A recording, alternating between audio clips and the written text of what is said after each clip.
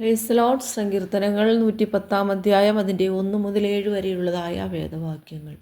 യഹോവ എൻ്റെ കർത്താവിനോട് അരുളി ചെയ്യുന്നത്, ഞാൻ നിൻ്റെ ശത്രുക്കളെ നിൻ്റെ പാദപീഠമാക്കുവോളം നീ എൻ്റെ വലത്ത് ഭാഗത്തിരിക്കുക. നിൻ്റെ ബലമുള്ള ചെങ്കോൽ യഹോവ സിയോനിൽ നിന്ന് നീട്ടും. നീ നിൻ്റെ ശത്രുക്കളുടെ മധ്യേ വാഴുക.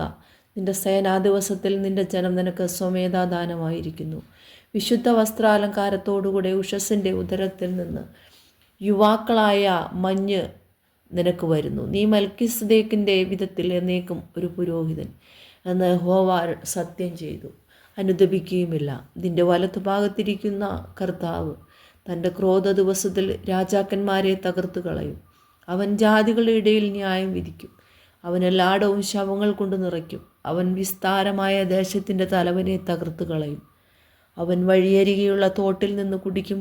അതുകൊണ്ട് അവൻ്റെ തല ഉയർത്തും.